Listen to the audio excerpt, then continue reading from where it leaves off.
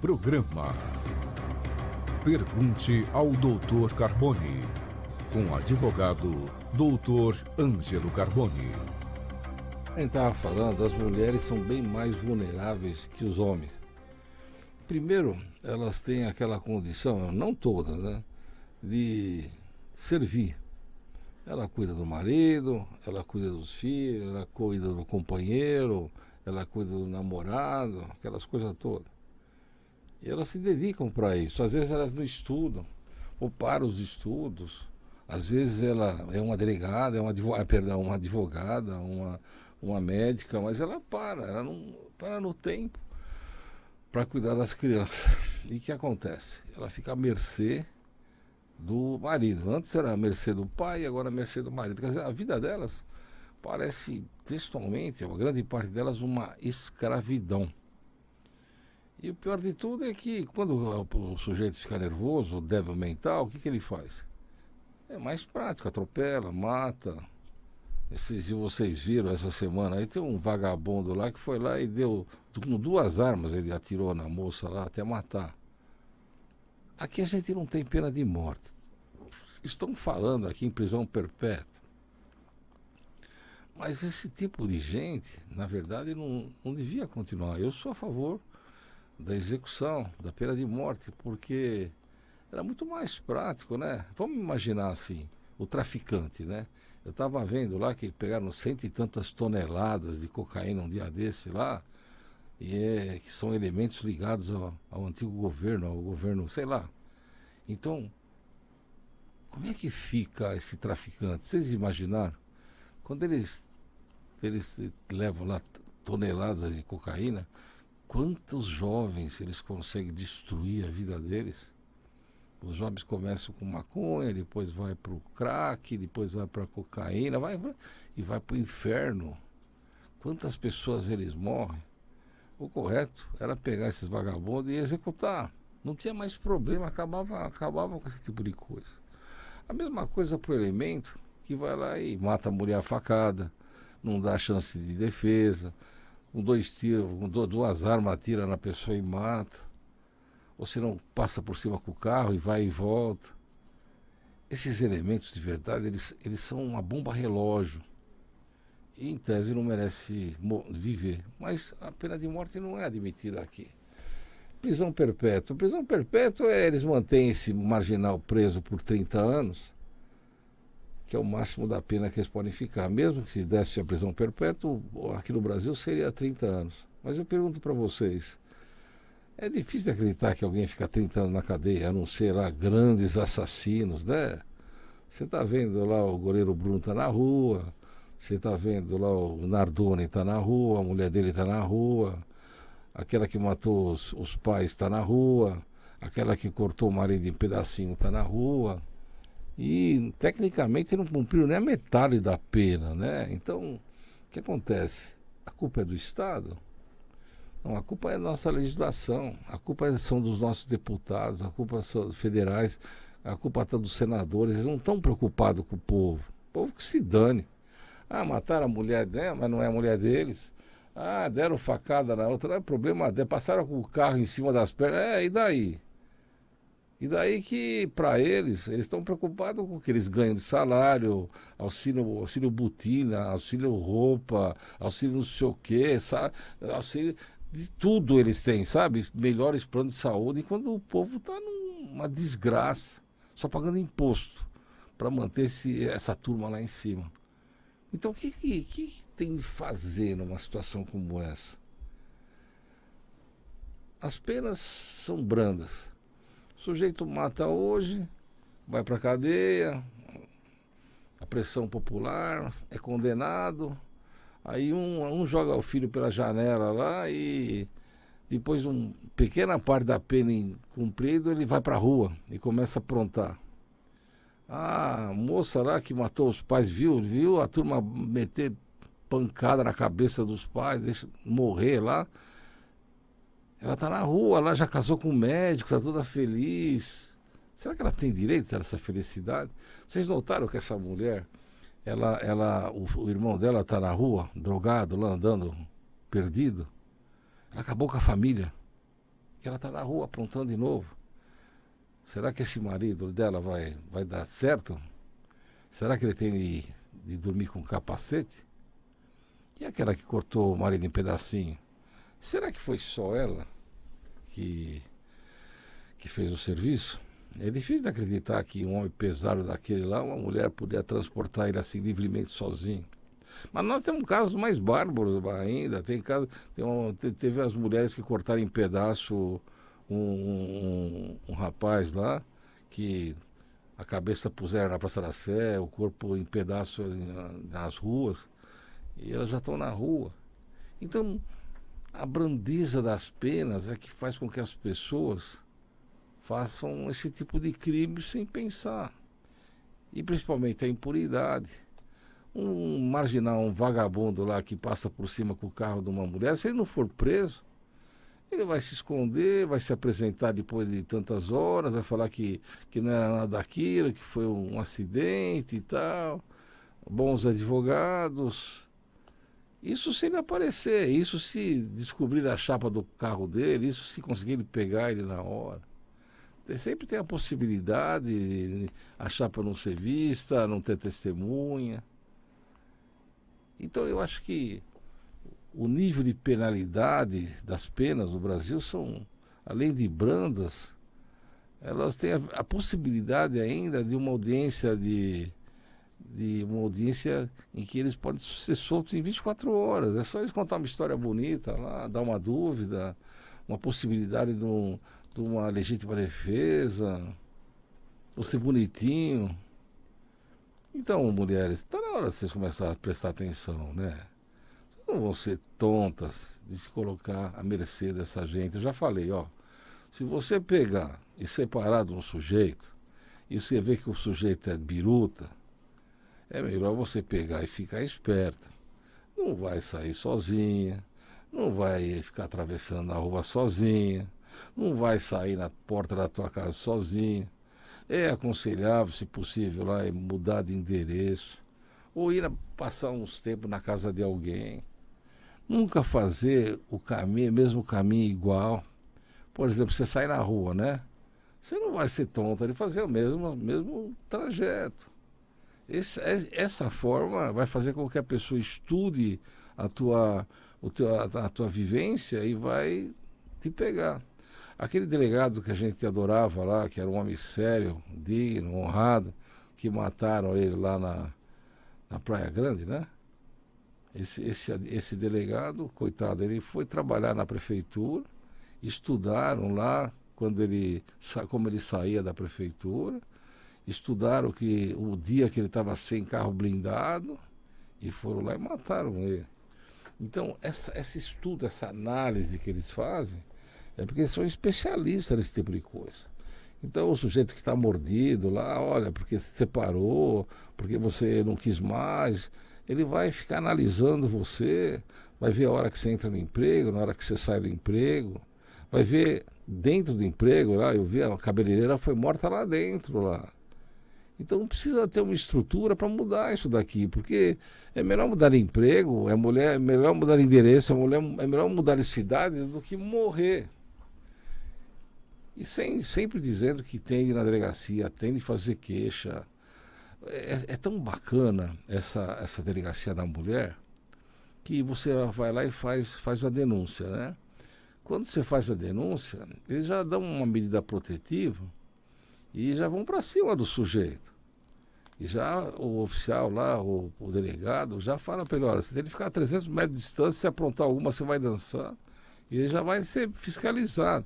Mas mesmo assim, a mulher tem a obrigação de ficar de olho. Viu ele perto, viu alguém falando que ele está perto, tem que chamar a polícia na hora para dar cana no sujeito, porque senão vocês vão dançar.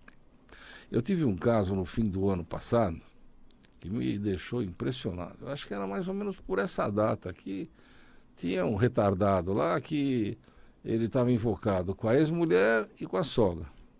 O sujeito teve o desplante de pegar uma arma e na casa da ex-mulher ameaçar ela de morte. Na sequência, ele foi na casa da sogra e pôs o revólver na cara dela também. E ameaçou as duas de morte. O que elas fizeram? Foram na delegacia, fizeram um boletim de ocorrência. O delegado textualmente não fez nada. Sabe o que é nada? Nada. Se fosse eu já mandava prender a arma dele e dava uma cana, mas não fez coisa nenhuma. Aí foi requerido uma medida protetiva. O promotor disse que não tinha prova, não tinha evidência. Aí eu fui lá e fiz a prova. Eu ouvi 3 vizinhas lá que contaram a mesma história, que ele meteu o revólver na cara. Aí o juiz deu a medida protetiva. Mandou instaurar o inquérito. E nós estamos há 1 ano com o processo. E aí mandou fazer também a busca e a apreensão. O marginal, o que ele fez? Ele pegou a arma dele, desmontou um pedaço da arma para fingir que não funcionava mais. E exibiu a arma pro policial. Então, o que a gente tem hoje de concreto? Tem de concreto que tem uma medida protetiva, tem um processo crime que ele vai ser indiciado e vai responder, mas tudo isso demora. E elas continuam em risco, porque ele pode ir lá e matar as duas, mesmo com a medida protetiva. Então, o que elas têm que fazer? A mais velha, a sogra, ela tem uma porta de ferro lá que quando ela abre só vê a janela. E eu já falei, cuidado quando você põe a cara para fora nessa você pode tomar um tiro. E a mulher, coitada, que ela tem filhos e vai cedo para o trabalho, que ela é chapeira, ela tem que tomar, anda sempre com alguém, anda sempre com os filhos. Às vezes vai de moto para o serviço com os filhos, para tentar fugir dessa realidade. Mas, gente, se o elemento entender e matar, ele vai lá, pega a arma dele, monta ela, vai lá, mata as duas. E textualmente ele vai sumir, não vai acontecer nada depois de 1 ano. Então eu pergunto, o que a mulher tem para fazer? Olha, se tiver na rua lá e você vê que tem um sujeito lá perto de você, se tiver uma pedra, se tiver um pau, começa a berrar, mete uma paulada, enfia o dedo nos olhos dele, caça ele, tudo que é jeito, toca as unhas dentro dos braços do marginal. Você não vai deixar barato. A pessoa que aceita lá uma situação como essa e é pacífica, com medo, o que vai acontecer para ela? Depois dele abusar, ele vai matar ela se não matar antes. Então, se defenda. Tem legítima defesa, sim. Se der uma paulada bem dada na cabeça dele, tem. Se der um choque, vai ser uma maravilha. Se tiver lá uma faca que você foi cortar a laranja lá, dá mesmo. Você tem que se defender. E quando tiver o júri lá, se você for para júri, você vai explicar isso daí para os jurados, que são gente que nem a gente, que sabe que vai na rua, sabe que não tem segurança nenhuma. Eu tenho certeza que você vai ser absolvido.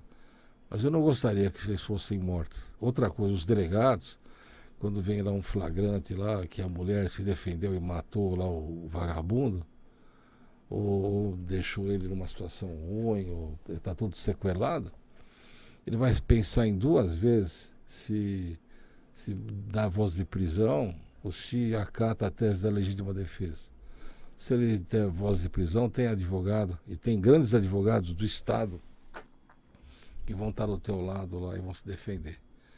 Vocês têm de pensar que vocês têm de cuidar dos seus filhos, vocês têm de pensar que vocês têm o direito de viver, vocês têm de pensar que vocês têm o direito de chutar o elemento que não serve, vocês têm o direito de fazer o divórcio de um vagabundo lá que não trabalha, de um bêbado, de um cara que maltrata vocês, de um cara que te agride verbalmente, de um cara que faz você passar vergonha. Você tem direito de tudo isso. E se o Estado não dá a garantia que precisava, vocês têm o direito de se defender. E esse direito de defender se chama legítima defesa. E eu espero que vocês façam isso. Eu vejo lá pelo lado das perdizes, que é terrível, né? Perdiz, você vê assalto em tudo que é lado. Um dia desse, uma moça tomou um tiro na cara na frente do lugar que fazia unha. Então você tem de pensar assim, olha, a gente não tem segurança nenhuma, a gente não pode sair na rua. Chegou 10 horas da noite, fica dentro de casa, não sai mais. Se vai sair na rua, não leva nada, não leva celular, não leva coisa nenhuma. Outra coisa, mulher, eu vejo lá no meu escritório, eu tenho meu escritório no centro de São Paulo, é atrás da praça da igreja matriz lá, é bem no centrinho. O que tem de ladrão lá dá medo. As minhas clientes, às vezes, elas põem no estacionamento na frente do meu prédio. Ao atravessar a rua, eles roubam pulseira, relógio, joias.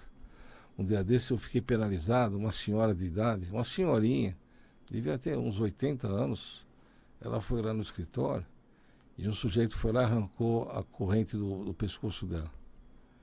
Aí ela ficou desesperada, chegou um outro, abraçou ela pensou que estava protegendo, arrancou os brincos dos ouvidos dela, ainda arrancou um pedaço do ouvido, das orelhas.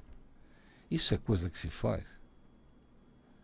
E lá tem policiamento, mas não tem quanto necessário. Não tem um policial para cada pessoa, nem 2, nem 10. Tem alguns. Eles são bons? São, mas como é que vai fazer? Então começa a prestar atenção na tua vida, né?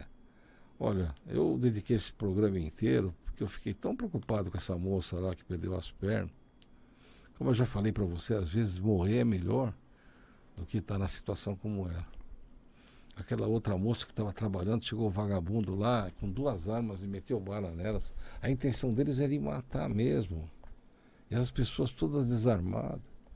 Ou todas as mulheres que são estupradas na vida e às vezes não reclamam e ficam sofrendo aquela desgraça o tempo todo.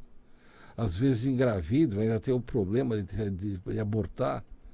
E aí pretende fazer prova do aborto lá, que foi um estupro, tem de ir no juiz, tem de gastar, tem de correr risco de vida, das doenças venéreas que elas podem pegar desses tarados, desgraçados. Será que isso tudo daí é normal? Eu acho que a Lei Maria da Penha, o feminicídio, é tudo pouco. Esses elementos, eles não deviam ser colocar na cadeia, deviam ser internados no hospício, eles deviam ter tratamento, injeção na cabeça. Eles são sujeitos que o perigo é constante. Vocês lembram daquele menino lá que matou o casal, que estava fazendo a camping, e ele matou os dois? Ele está preso até hoje. Todo mundo fala, não, ele está em cana, sim, está lá. Então, o correto era esses vagabundos saírem de lá da cadeia, e, em vez de ir para a rua, ir para o hospício, para ser tratado. Só depois que um grupo de médicos, psiquiatras, relatasse que eles estão tão melhores, que eles têm condição de viver em sociedade, é que eles deviam ser soltos. Então eu falo para vocês, olha, a gente já viu um monte de caso terrível e depois a gente não vê a sequência. Eu tenho um caso lá que eu estou acompanhando de um menino lá que era gay, que foi atrás de um namoro que um rapaz que se apresentou lá pelo Face lá e morreu com um tiro na cara. Até hoje não localizaram os assassinos. Tem 1 milhão de casos de senhores lá que sozinhos, lá estão viúvos, estão separados, vai atrás lá de uma namorada que não existe e são sequestrados, são mortos, são executados, são extorquidos. Aí a gente vê a maioria das mulheres, que coitadas, às vezes não tem carro, ou às vezes estão correndo na rua lá com uma médica que arrancaram o dedo dela para poder pegar a aliança. E ela era cirurgiã, como é que ela vai fazer cirurgia agora? Ou daquelas que vão trabalhar, chapeira, 5 horas da manhã para chegar no bar às 6. E que elas são pegas na rua, que nem um animal, são tratadas assim. E elas têm sorte, se elas são só estupradas, agredidas, e às vezes até com doenças venéreas, ou até com AIDS, se elas sobrevivem. Polícia para tudo isso não tem. Segurança para tudo isso não tem. A gente nas ruas, o que a gente vê? Um monte de sensores para dar multa. Você atravessou o sinal vermelho, que está com medo de ser assaltado, você paga uma multa terrível. Você não está licenciado, lá avisa lá que você não está licenciado, os caras prendem teu carro, guincha o carro e você fica andando a pé, porque não pagou o IPVA. Você, mulher, parou o carro na rua lá e por azar tem alguma coisa lá dentro do carro lá e vai presa. Então está na hora de, em vez de ter tanta tecnologia para fazer multa, eles deviam ter tecnologia para defender as pessoas. Se eles faturam uma fortuna em multas nos semáforos, quando as pessoas passam de carro e não param no sinal vermelho, porque está de madrugada e tem medo de ser assaltada, eles podiam ter dinheiro para colocar policial efetivo lá para garantir a gente para poder parar o carro. Você imaginou? Uma mulher sozinha, ela está numa avenida, ela para o carro no sinal vermelho, como é normal, e o que acontece? Acontece que ela é assaltada se o carro dela não for blindado. Agora, se ela passa o sinal vermelho com medo, ela vai ser multada. E 3 ou 4 multas dessas, ela vai perder a carta.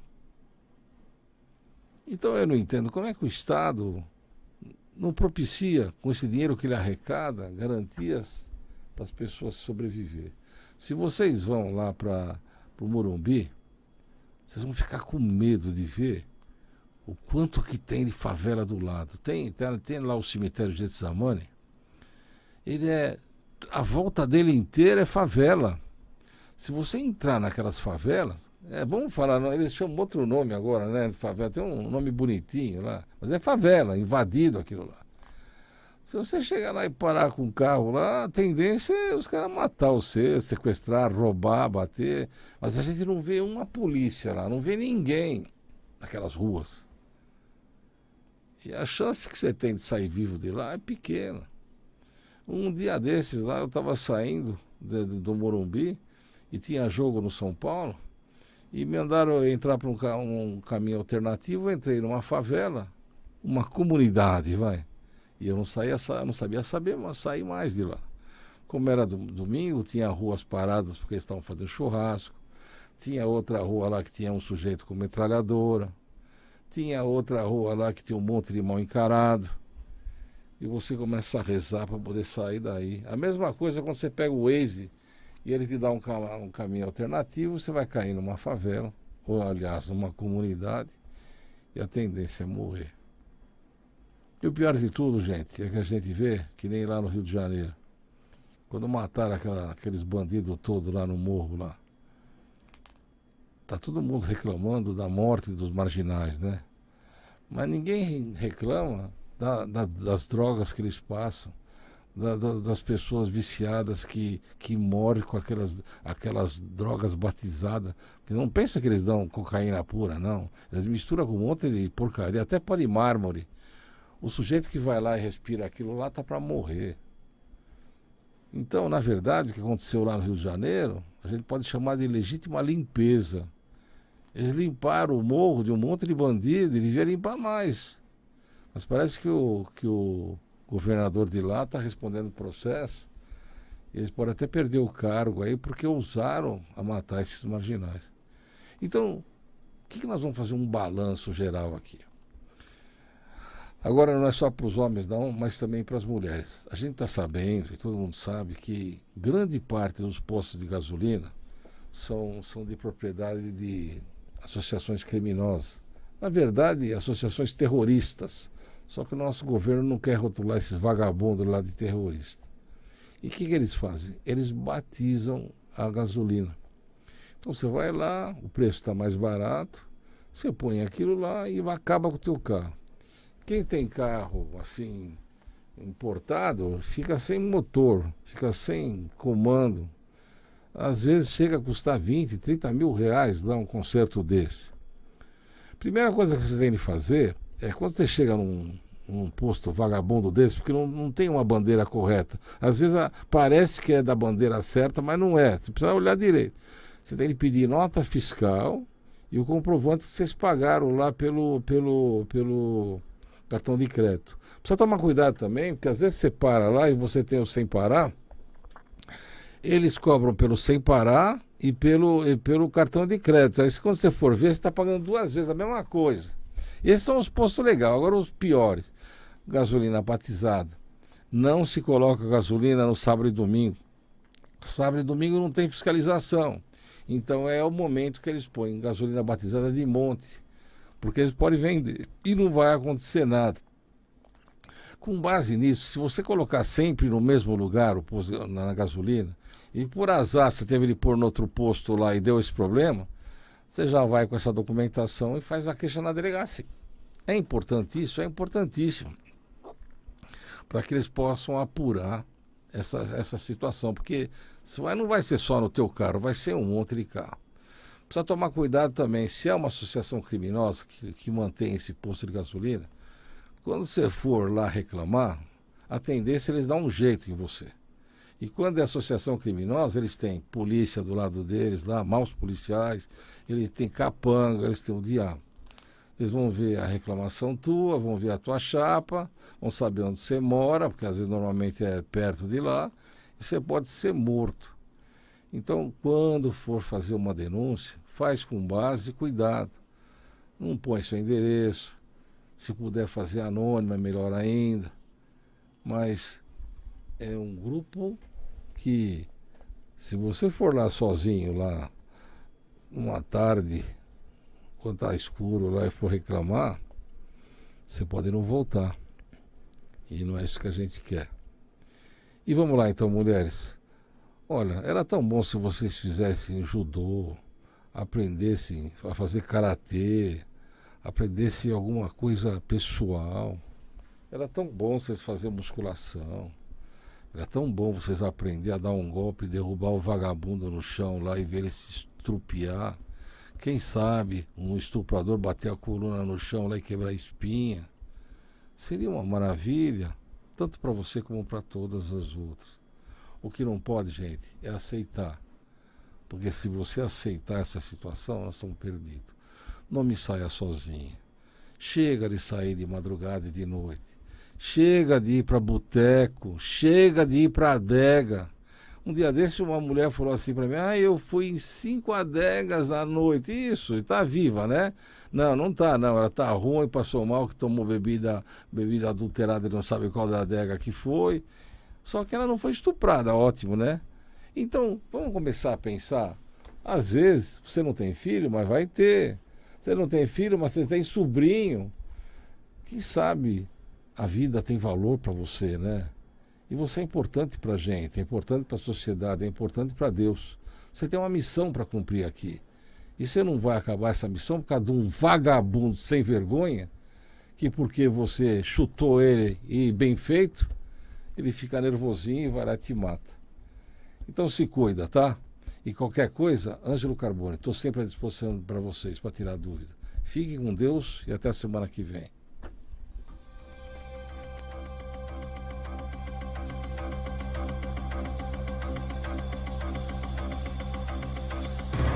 Programa Pergunte ao Dr. Carboni, com o advogado Dr. Ângelo Carboni.